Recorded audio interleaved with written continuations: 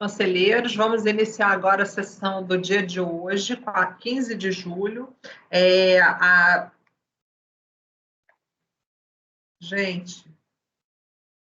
Parte da tarde, com os processos de relatoria do conselheiro Caio.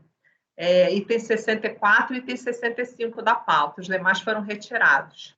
Então, conselheiro Caio, processo 64, recorrente à Fazenda Nacional, interessado é Sulstor, Comércio Eletrônico Eireli, e o senhor, assim que estiver pronto, está com a palavra.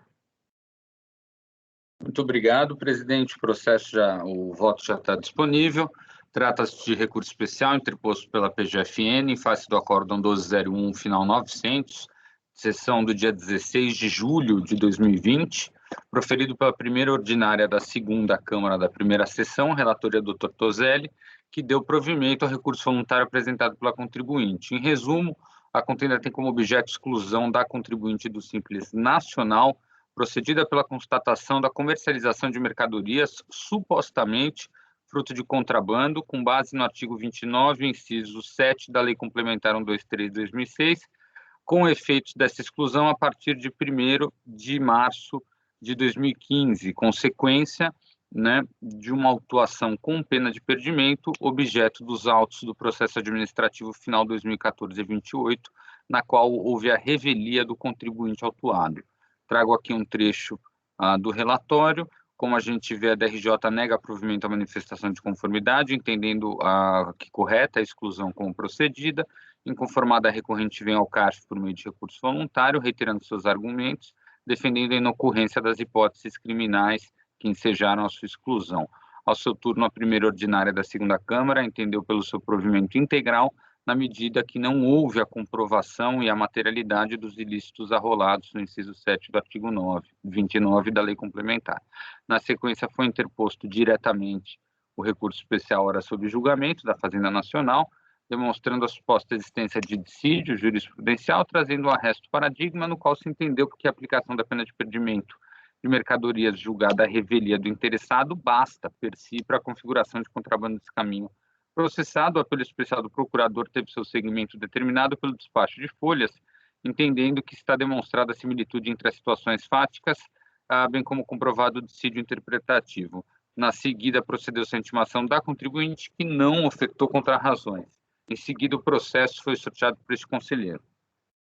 No que tange à admissibilidade, reitera-se a tempestividade do especial fazendário, tendo em vista a data da sua interposição, ele é processado nos termos do 67, anexo 2 do RICARF vigente, conforme alegado, a contribuinte não questiona o conhecimento do apelo fazendário, considerando o silêncio, então, e fazendo uma breve análise do acórdão paradigma 1803, final 564, que tratou precisamente dessa hipótese de exclusão com base no artigo 29, inciso 7º, da Lei Complementar 123, entende-se que está evidenciada a certa similitude fática e a notória presença de divergência com o acórdão recorrido. Registro que em ambos os acórdãos o contribuinte foi revel. Então, existe também esta não só coincidência legislativa, e também de fundamento da exclusão, mas também deste fato referente ao outro processo que tratou da autuação da pena de perdimento. Então, em ambas situações fáticas, naquele processo que refere-se que precede e refere-se à exclusão, ou de apreensão, em ambos houve revelia. Então, arrimado também na hipótese do primeiro do 50 do 9784, eu entendo por conhecer do recurso da Fazenda. Em relação ao mérito, passa-se a apreciar a matéria submetida, qual seja, abre aspas, o silêncio do contribuinte no processo administrativo que cuida de apreensão de mercadoria supostamente objeto de contrabando desse caminho, é suficiente para fundamentar a exclusão do contribuinte Simples Nacional. A recorrente Fazenda, em resumo, afirma que, abre aspas, devidamente declarada a revelia pela autoridade local, que decidiu instância única pelo perdimento das mercadorias, ocorreu preclusão temporal quanto ao fato da mercadoria ser ou não ser objeto de contrabando desse caminho. E conclui que, abre aspas, inviabilizando-se a reabertura da discussão quanto ao crime de contrabando ou descaminho, não há como se afastar a exclusão da pessoa jurídica do Simples Nacional, tendo visto determinado pelo inciso 9 do artigo 29 da Lei Complementar 123, face do que não prospera o argumento da defesa. Minhas palavras. Pois bem, ao seu turno, em suma, no acórdão recorrido, prevaleceu o entendimento de que a exclusão do simples fundamentada no artigo 29, 7º da Lei Complementar 123 exige mais do que a existência de um auto de infração com apreensão de mercadorias estrangeiras irregulares, devendo ainda, sob pena de legitimidade do ato, motivar e comprovar o ilícito em si, aparentes, ou seja, o próprio descaminho ao contrabando, o que não ocorreu neste caso concreto. Este conselheiro, minhas palavras, não só concorda e entende como acertado tal viaresto, agora recorrido, como usou-lhe como referência jurisprudencial no recente acórdão dessa primeira turma da Câmara Superior, 9101005478, publicado em 21 de junho de 21, né, menos de um mês atrás. Eu trago aqui a ementa. No presente caso, temos que foi motivada a retenção dos bens da contribuinte pelo atendimento insatisfatório à fiscalização, posto que não foram localizados documentos fiscais referente a uma parte das mercadorias a tempo, né?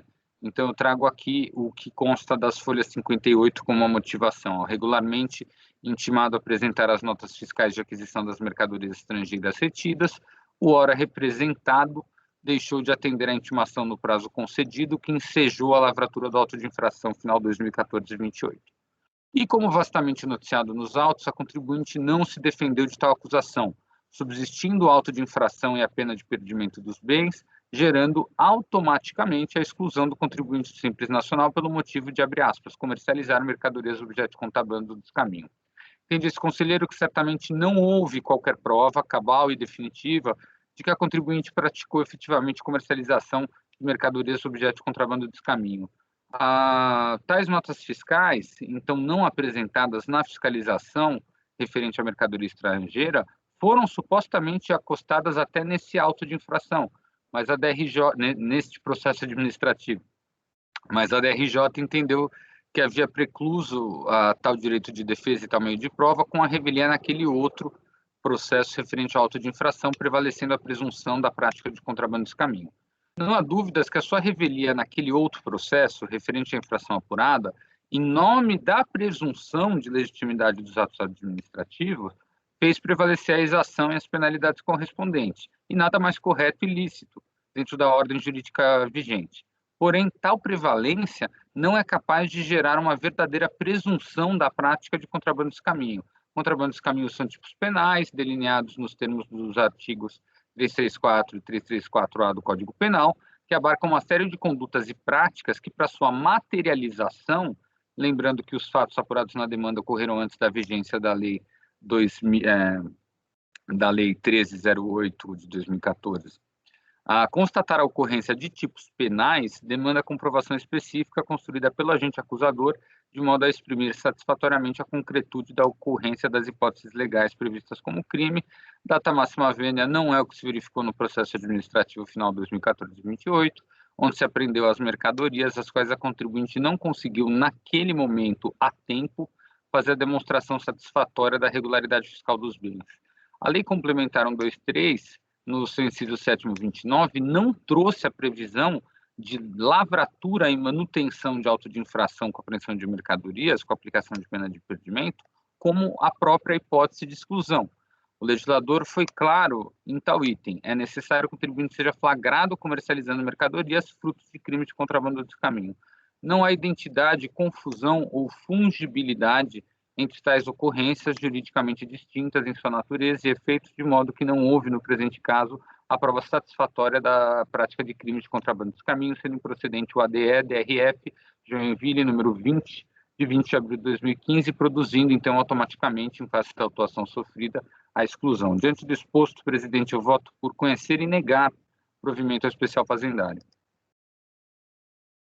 Ok, considero. Eu me lembro dessa discussão, até que eu brinquei e falei, o Ricardo, o Tozelli falou que levou um tempão para convencer o Ricardo. Fala, Fernando.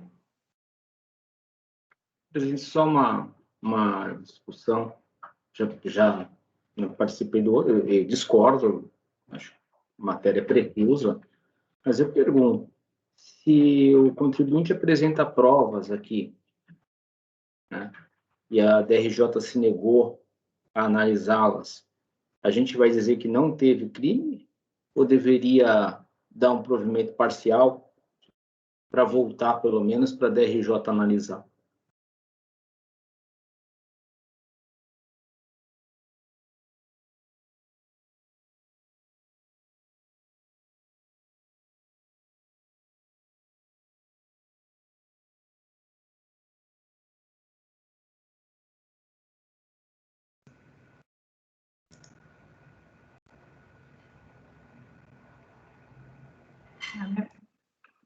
Tem mais mãos, né? Tozinho. Eu acho Zé. que é só se tiver no escopo do recurso, né? Não vejo...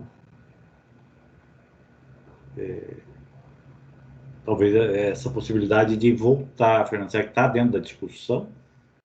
Essa reanálise de prova, né? Zé. Aqui eu acho que a gente tem dois pontos, né? A discussão aqui me parece ser exclusivamente de direito. Se a preclusão ela pode ou não ensejar a exclusão por si só. Se a preclusão no descaminho lá do auto de apreensão, essa é a discussão de direito aqui. Superado isso, aí a gente poderia ter outros dois desfechos. Para quem se sente já confortável em julgar, já julga. Por quem acha que os elementos, além dessa discussão, é importante, a nota fiscal é um documento pontual, para mim, acho que não tem problema julgar. Ou, se não, é uma opção você fazer a devolução. Mas o que é importante a gente aqui solucionar é essa questão de direito. Se a revelia é ou não é suficiente para excluir do simples. Superada essa questão aí, a gente pode ter esses desfechos. É assim que eu vejo. Edeli, depois Caio, depois Lívia. Pode falar, Edeli. Eu concordo com o Tozelli, o acórdão, porque a discussão trazida pela Procuradoria com base no paradigma é tão só se para na revelia. É revelia, ponto. Né? O paradigma não tem nenhuma análise de prova. Ele simplesmente afirma que diante da revelia nada mais se questiona, né? Como que consumado a ocorrência do fato que justifica a exclusão. Né? Então, esse é o primeiro ponto. Eu acho que esse é o dissídio, e aí, conforme a solução, é que a gente tem soluções diferentes. Restabelecendo aqui, recuperando as discussões que tivemos no processo anterior, lá de maio, eu acompanhei o relator pelas conclusões, porque discordei da impossibilidade absoluta da revelia causar a caracterização do fato necessário para a exclusão do simples. Eu precisava...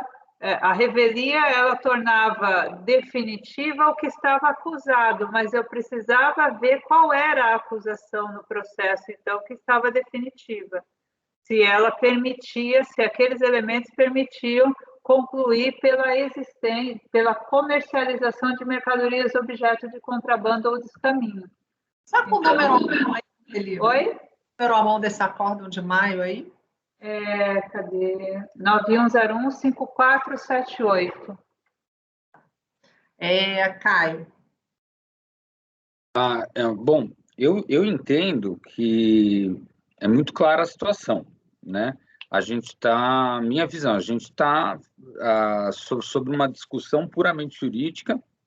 Eu entendo, apesar de eu estar julgando favoravelmente ao contribuinte, eu entendo que realmente precluiu o direito do contribuinte fazer qualquer prova referente à sua acusação de contrabando, descaminho ou perdimento. O que a gente tem é o transporte, né, do ato administrativo definitivo ocasionado pela sua revelia, né, a este processo, que foi exatamente o motivo do ato administrativo de exclusão, né?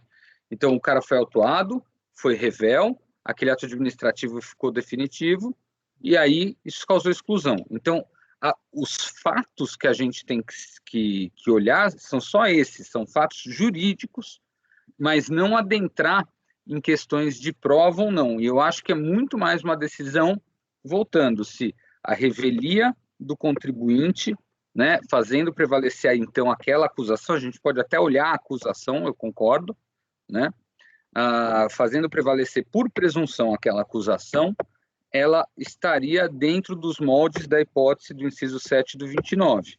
E é isso. Então, basicamente, eu acho que é ou sim ou não. Minha visão, claro. Conselheira Lívia. Na minha fala era bem do voto. Não era sobre... Vocês estão discutindo ainda o alcance do conhecimento, né? A minha era sobre o mérito mesmo. Eu falo na hora do meu voto. Conselheiro Tozelli. Não? Conselheiro Fernando.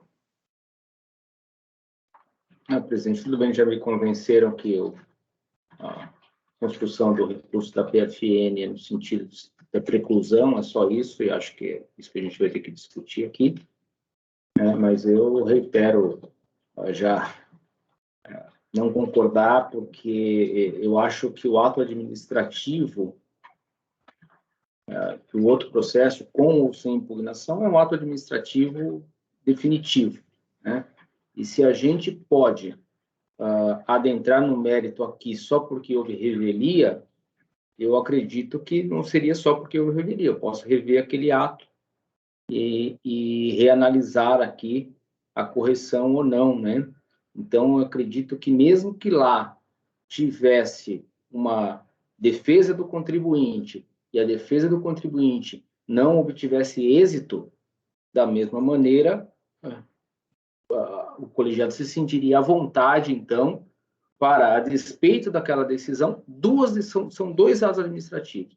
Tanto o auto de infração quanto a eventual decisão da DRJ do CARF seriam atos administrativos, né? Então, se a gente pode rever aqui, né, porque houve preclusão, acho que também se sentiria à vontade de, mesmo que lá dissesse, houve aqui, tem a prova, e o colegiado aqui discordasse, não excluir do simples.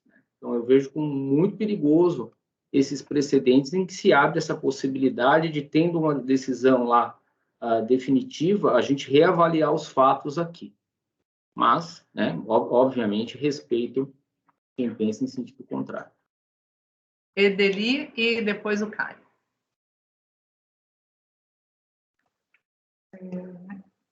Eu fiquei preocupada, né? Tive a preocupação no Matosinho, conforme a condução que o Caio estava dando para o voto dele, né? Que parecia uma apreciação de provas, né? Mas está me parecendo... Eu não sei se você mudou seu voto, Caio, em relação ao começo dele, em relação ao anterior que nós decidimos.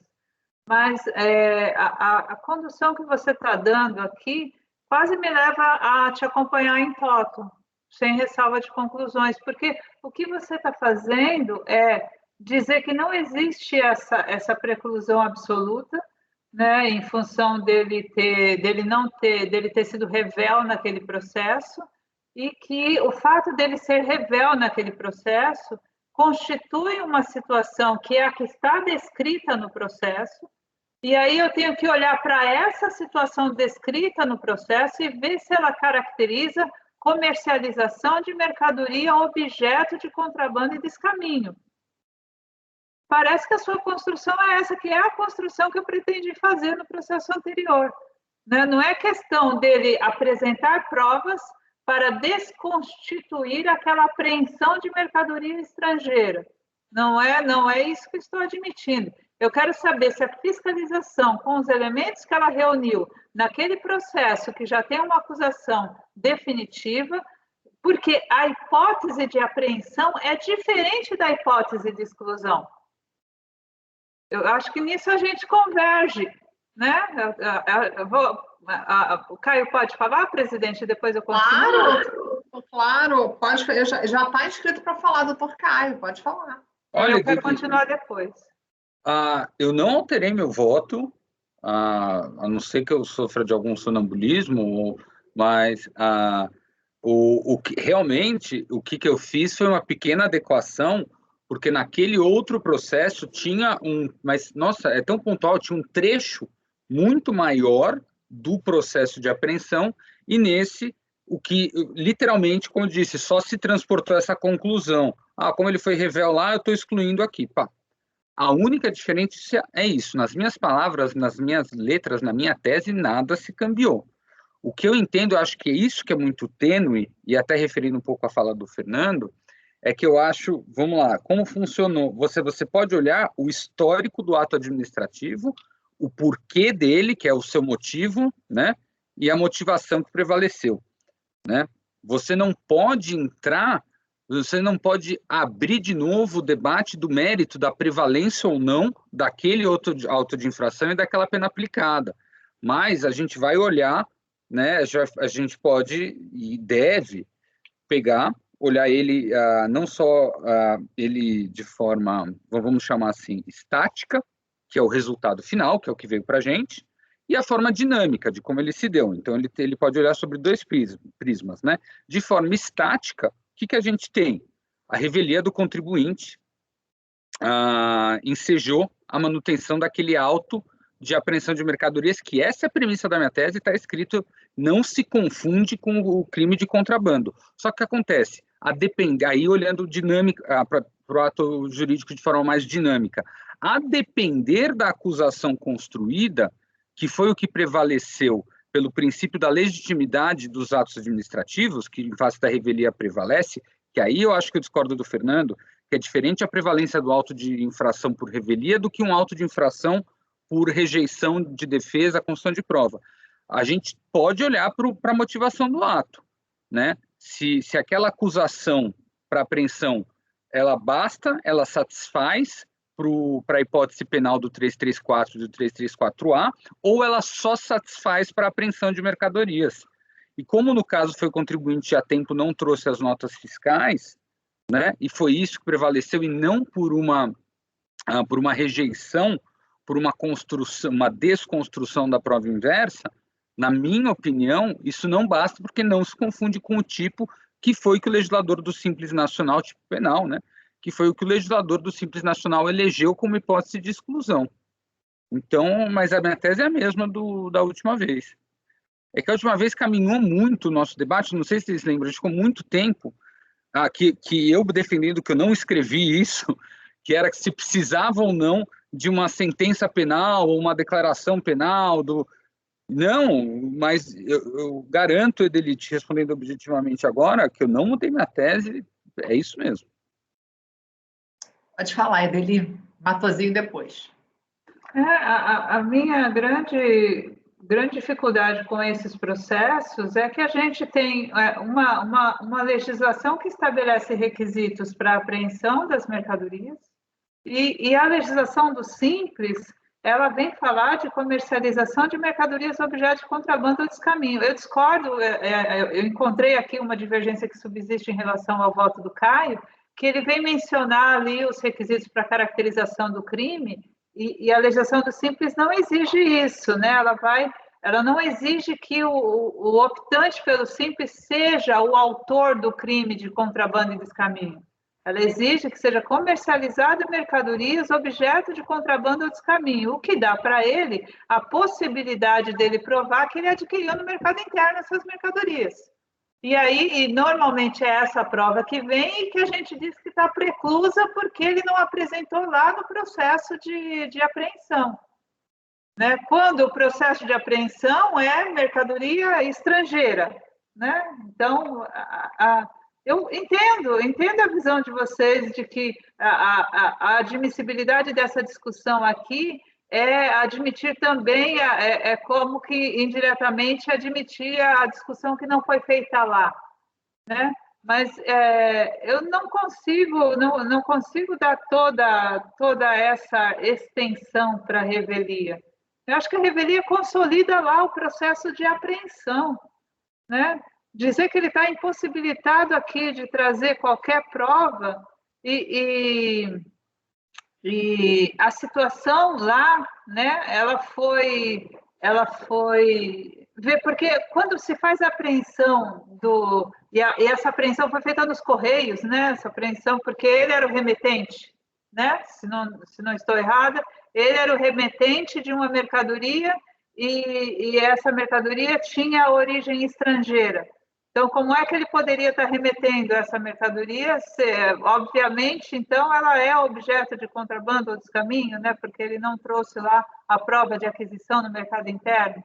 Então, eu entendo a visão de vocês, mas quando eu olho para essa hipótese de exclusão, retirar do sujeito passivo aqui a possibilidade dele trazer essa prova no contencioso de exclusão, porque ele optou, porque ele perdeu prazo lá no processo de apreensão de mercadorias, isso para mim é muito difícil de aceitar. Conselheiro Matosinho, depois do conselheiro Caio, que aí conclui.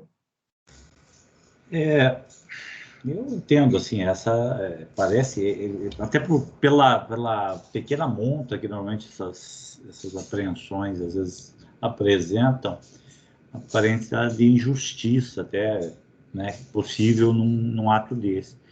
Mas se a gente olhar, como é que a Receita Federal caracterizaria? Como é que ela exteriorizaria essa situação de que ele estava comercializando mercadoria? Primeiro aqui, é indiscutível, até porque a mercadoria foi apreendida durante o ato de entrega, de venda, então ele estava comercializando uma mercadoria. A Receita diz, olha, essa mercadoria aqui é estrangeira, me prova a importação regular. Ele ficou silente.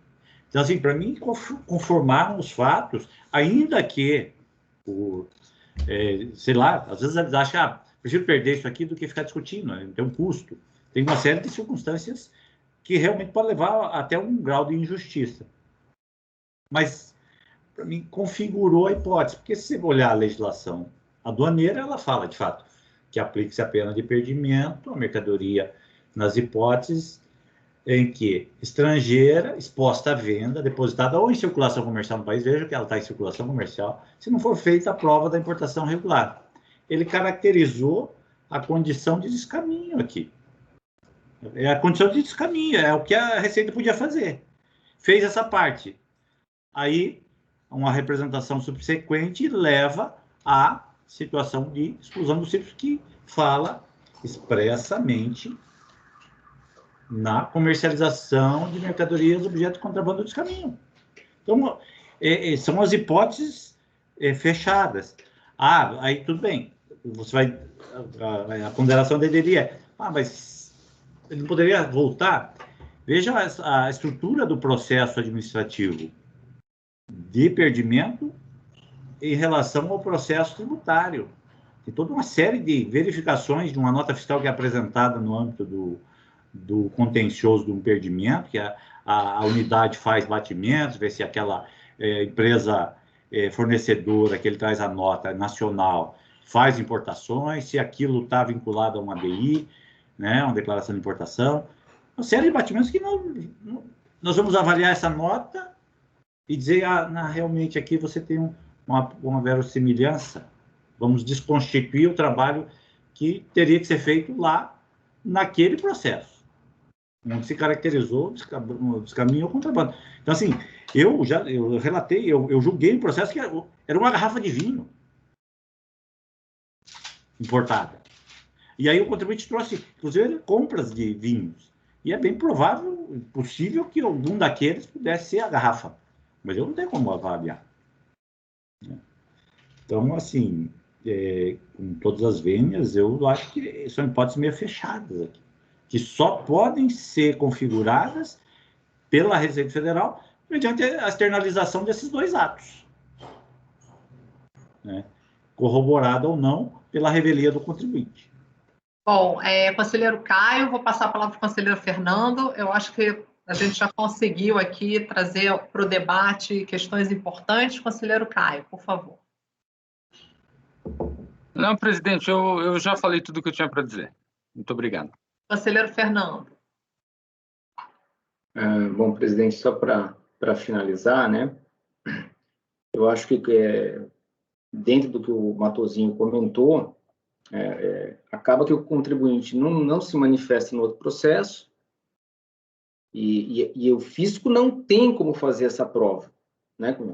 O contribuinte deveria ter apresentado uma prova para demonstrar que ele adquiriu no mercado nacional. Ele não faz naquele processo, faz nesse e a gente também não olha, né? Então, também se cria um problema, porque não tem muito como o fisco avançar, dada o silêncio do contribuinte no outro processo, aí ele apresenta os documentos nesse processo e também ninguém olha, né? Porque só tem um jeito, né? Que quem já trabalhou com isso sabe. O que mais aparece é a nota fiscal de cobertura.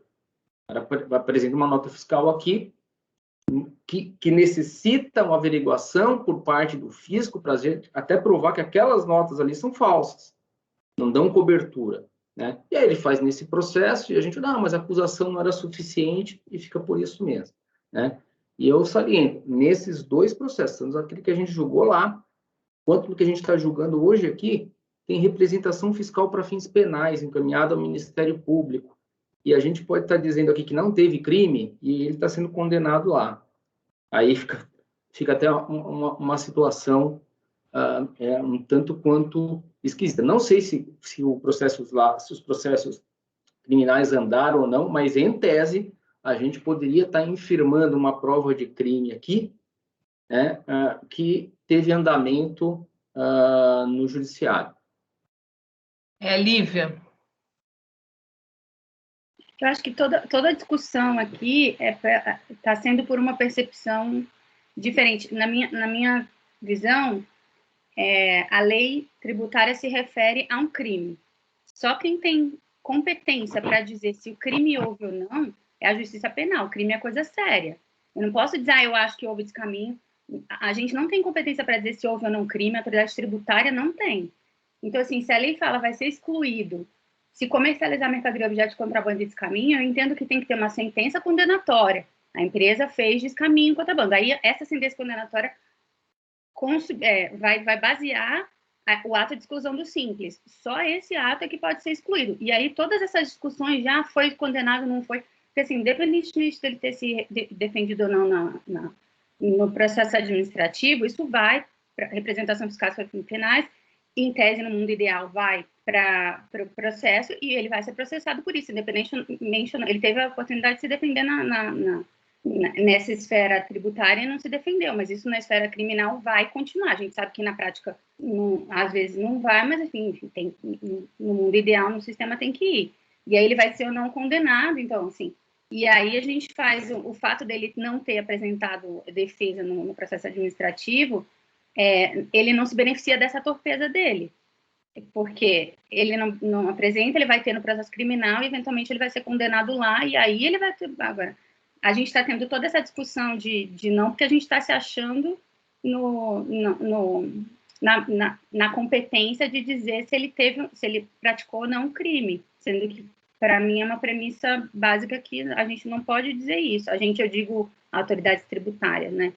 Mas, enfim, é o termo do meu voto, enfim, por isso que até eu fui para as conclusões lá com o Caio naquele ato, e só adiantando a minha visão, que é bem mais restrita nessa parte, porque crime, eu tenho uma visão bem mais estrita quanto a poder dizer que a pessoa praticou ou não crime, tem que ser a estar competente. Bom, vamos fazer então a votação, né? Terminados os debates, doutora Edeli, como vota? Só meio minuto, só falta olhar aqui a decisão da RJ. Decisão da DRJ, pelo que eu entendi, ele afastou por conta da revelia, afastou a exclusão. Ela tem um argumento subsidiário aqui de que as notas fiscais trazidas não comprovam a importação regular da mercadoria estrangeira, pois tão somente demonstra a compra no mercado interno efetuada pelo administrado, outro sino é plausível que a compra do gravador DVD externo e a consequente emissão da nota fiscal tenham ocorrido 8 anos antes de sua retenção, 8 meses antes. Não é passível que ele tenha comprado o que ele vendeu 8 meses antes da retenção? Talvez seja isso que eles tenham querido dizer. Não é plausível Não que foi um equipamento desse fique em estoque para venda por 8 meses? O voto do Tozelli tem uma menção final também, né, sobre... Lembre-se, nesse ponto, que o contribuinte EMEI, que apresentou notas fiscais de aquisição no mercado interno, tendo postado as mercadorias para pessoa física, fato este que, quando menos, coloca em xeque sua participação na importação propriamente dita. Mas eu tenho a impressão, pela condução e conclusão do voto recorrido, é uma imputação à autoridade fiscal de que ela é que tem que trazer, de que o contribuinte não precisa provar, né? Até alguma alegação já seria suficiente, porque o vício estaria na forma de acusação. Inclusive, a ementa vai nesse sentido de dizer que não foi provada a autoria do ilícito. Então, até por isso, é irrelevante a análise dessa prova trazida para desconstituir a acusação de ilícito. E é sob essa ótica, né, a DRJ analisou a prova e entendeu que ela não era suficiente, o colegiado ACOL, me parece, que entendeu irrelevante apreciar a prova, porque a acusação deveria estar pautada em elementos mais substanciosos. Então, eu vou divergir do conselheiro Caio para dar provimento parcial com retorno ao colegiado ACOL para apreciação da prova. Concordo com a premissa inicial de que a revelia naquele processo não impede o sujeito passivo de demonstrar, diante da exclusão do simples, que a mercadoria foi adquirida no mercado interno. No processo anterior, entendi que ele estava dispensado dessa prova porque a acusação fiscal deixava dúvida se as mercadorias apreendidas tinham origem estrangeira, e por isso lá dei provimento. Aqui essa discussão não existe, né? As mercadorias estão bem objetivadas e o contribuinte está tentando fazer prova de que adquiriu no mercado interno. Como entendo que o processo de revelia, embora insuperável, ele é prova suficiente para fazer a exclusão, entendo que essa prova se processa no contencioso. E por isso o provimento parcial com retorno ao colegiado ACOL. Conselheira Ali, vota. Acompanho o relator pelas conclusões nos termos já expostos. Obrigada. Conselheiro Fernando. Presidente, eu vou manter meu voto por dar provimento ao recurso da Fazenda. Conselheiro Tozelli. Eu acompanho o relator. Conselheiro Matosinho. Eu acompanho a divergência do conselheiro Fernando. Conselheiro Alexandre. Com o relator, presidente. Eu acompanho a divergência do conselheiro Fernando, então ficamos negado provimento. 2, 3. Presidente. Oi? Não empatou, né? Deu. Eu acho que tem que fazer votação sucessiva. Vai ter que fazer. Porque não tem maioria, porque a exclusão do simples não aplica o 19E. Isso. E tem a Edeli que votou parcial. Então, vamos lá. Vamos pegar as duas menos votadas, né? Então, é o parcial e o dar provimento, certo? Então, vamos lá. Conselheira Edeli mantém o dar provimento parcial, né?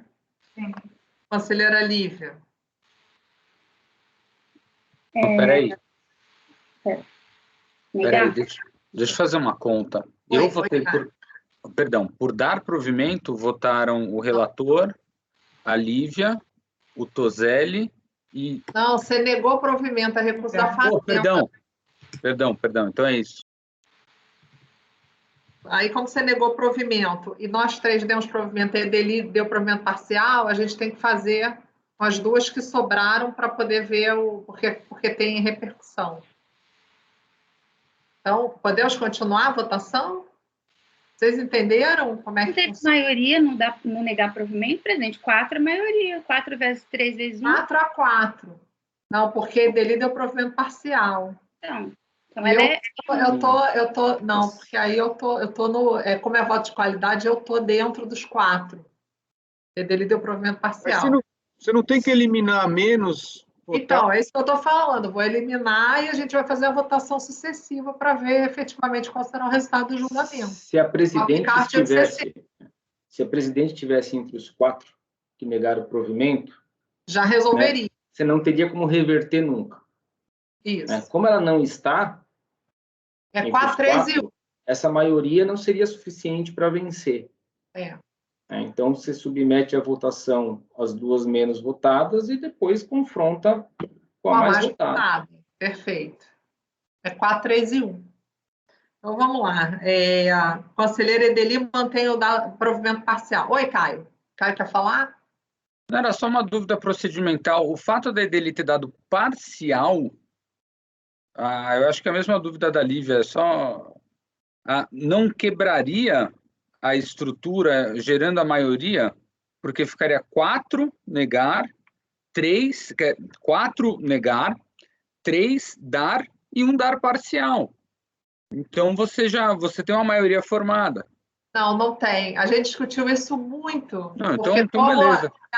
Não tem, porque você tem 4 a 4, com uma posição diferente. Então, você tem 4, 3 e 1. Então, quer dizer, você precisa ter a maioria é 5. Tá bom. A maioria é 5. Ou 4 com o presidente, nesse caso, né? Ou 4 com o presidente. Ou 5 ou 4 com o presidente. O presidente não está, tem que ter votação sucessiva. Fala, Tozelli. Não? Lívia. O parcial aqui é porque é só o retorno. Como a gente costuma votar o retorno separado, em tese, Edeli daria por... O que a gente vota em separado no retorno é qual tipo de retorno. Mas antes disso é parcial. Exatamente. Então, podemos começar? Oi, mais alguma dúvida? Pode ir lá. 4, 3 e 1, mas enfim. 4, 3 e 1. Se a presidente estivesse nos 4, ok. A presidente está fora dos 4 para formar a maioria é 5. Porque é processo do simples. Tem repercussão no empate. Então, a maioria é 5. Não, a maioria é a maior parte de pessoas dentro das posições. Não é. Eu também achava que fosse, mas não é. Vamos lá. Conselheira Edeli, mantém seu dar provimento parcial. Conselheira Lívia, como vota entre dar provimento parcial e dar provimento? Parcial. Conselheiro Fernando, mantém. Mantém. Conselheiro Tozelli. Parcial. Conselheiro Matosinho. Mantenho. Conselheiro Alexandre. Parcial. O relator tem que votar também, né? Tá. Parcial, registrado os meus protestos. Eu também mantenho o meu, dar provimento. A parte do meio, né? Não tem... Então, vamos lá. Então, aí agora a gente confronta o dar provimento parcial com o negar provimento. É isso, né? Que a gente vai fazer. Então, vamos lá. Conselheira Edeli. Mantenho o provimento parcial. Tá. Conselheira Lívia. Negar.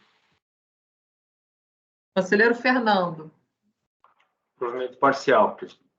Conselheiro Tozelli. É engraçado que a gente vai mudando, negar. Conselheiro Matosinho. Parcial. Conselheiro Alexandre. Negar. Conselheiro Caio. Negar sem protestos. E eu, provimento parcial. Então, agora deu empate, certo? Então, aí, voto de qualidade, dar provimento parcial com retorno ao colegiado ACO, vencidos Lívia, Tozelli, Alexandre e o relator. Desculpa, vencido o relator, Lívia, Tozelli e Alexandre. Pode falar, Matosinho. Eu vou fazer uma declaração de voto, tá, por favor. Ok. Edeli faz o voto vencedor. Lívia. Também, presidente, por favor. DV minha também, tá? DV Lívia, DV Fernando, DV Matosinho. Olha, o Simples nunca teve tanta atenção da Câmara Superior na história do CARF. Eu falo isso com tranquilidade, no coração. Esse tema é uma merecida atenção, Regis. Merecida atenção. Se alguém falar que não, os casos do Simples são negligenciados, olha, é capaz de eu chegar às vias de fato com a pessoa. Aí você vai abrir aquele correio lá, é um chip, cara, é um pendrive que custa R$20. Era cigarro, doutor Zeli. Ô, doutor Caio, 65 é do mesmo tipo? Vamos lá, então, vamos lá.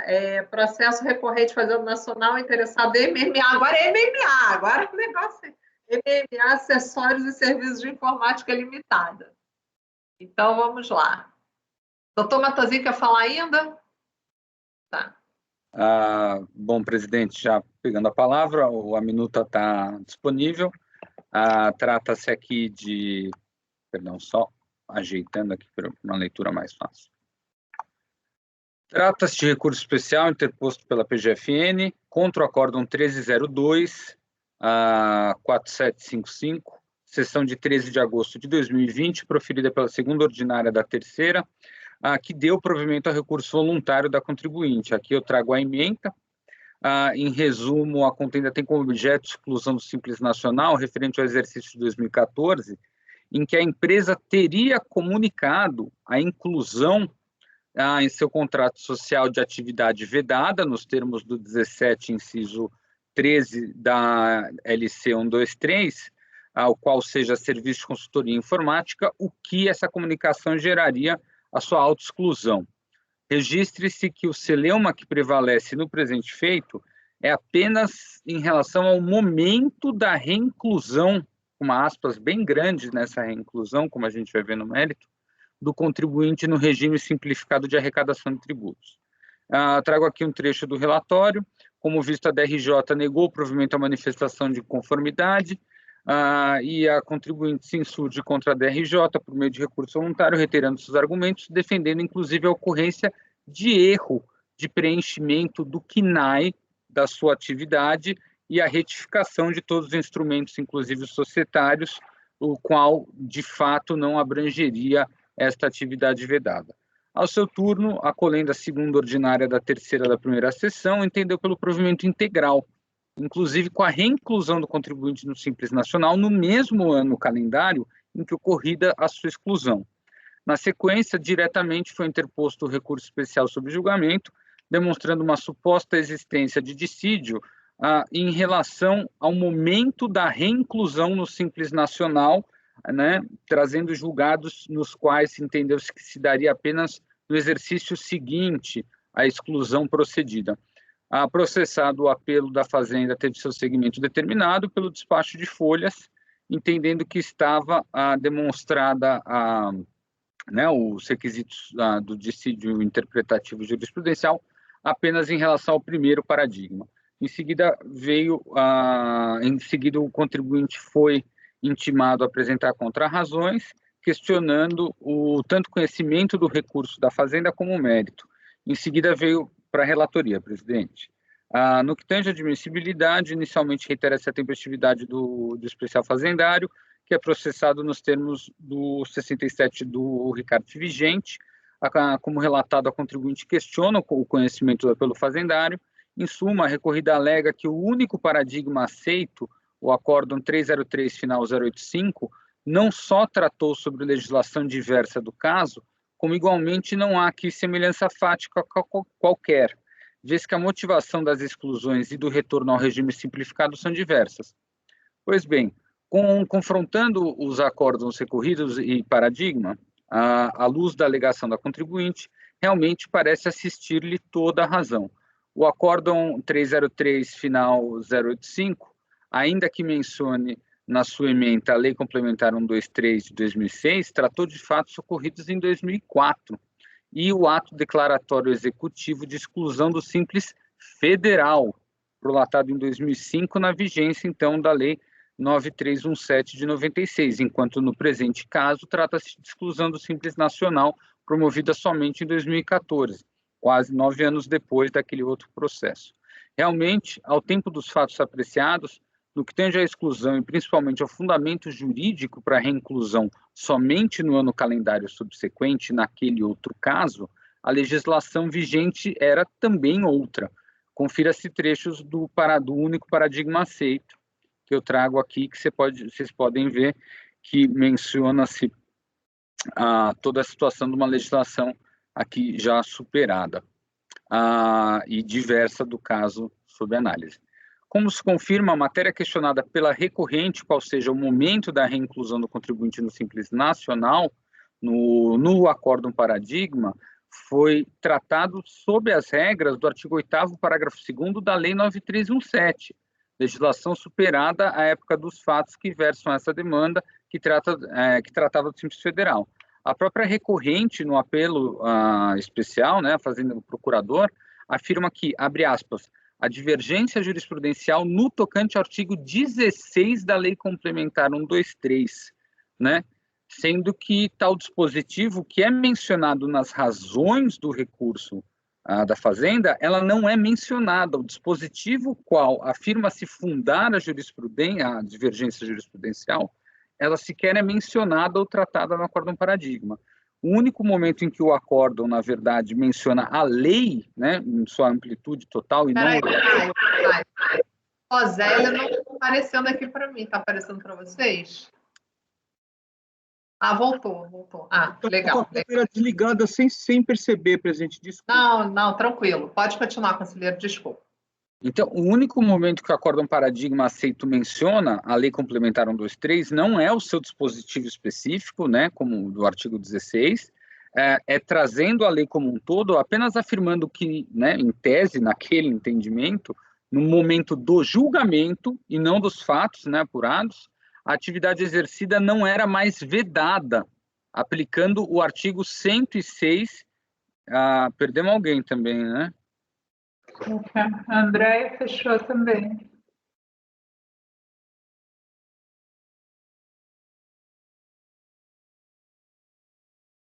Aqui. Ok. Então, resumindo, só foi trazido a Lei Complementar 123 no paradigma porque entendeu-se que aplicar-se-ia o 106 do CTN na resolução da demanda para retroagir regras de vedação, que nem o litígio aqui, que é o momento da reinclusão, né, que está no artigo 16. Assim, somente tal constatação já representaria o óbice ao conhecimento da reclamação fazendária, vez que ausente divergência jurisprudencial. Mas não é só isso. Em acréscimo, em termos de similitude fática, no recorrido, entendeu-se, né, então não é nem a alegação do contribuinte, foi a conclusão da turma ordinária, que a contribuinte nunca exerceu atividade vedada, tratando-se de erro no preenchimento de dados cadastrais, né, circunstância referente à exclusão que reflete a questão da contribuinte voltar para o Simples Nacional no mesmo ano calendário que excluída, porque tratou-se de erro. Enquanto no outro, né, no paradigma, reconheceu-se o oposto, que a contribuinte exerceu atividade vedada, mas cessou, e por isso ela foi reincluída no ano seguinte. Então, até a situação, a legislação adversa, resumindo, e o contexto fático que ensejou tanto exclusão como reinclusão, que é o objeto efetivamente recursal, que é o momento da reclusão, eles se deram em contextos fáticos quase antagônicos. Então, eu entendo por não conhecer o recurso da Fazenda Nacional, presidente, a priori. Okay.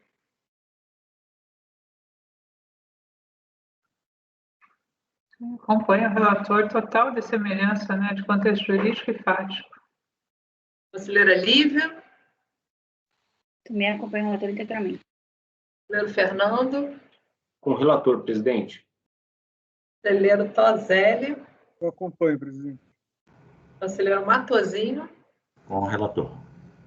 Conselheiro Alexandre. Com o relator também, presidente. Eu também acompanho o relator, então negado o conhecimento por unanimidade. O MMA, tranquilo. Bom, pessoal, com esse último processo, a gente encerra aqui a nossa reunião de julho.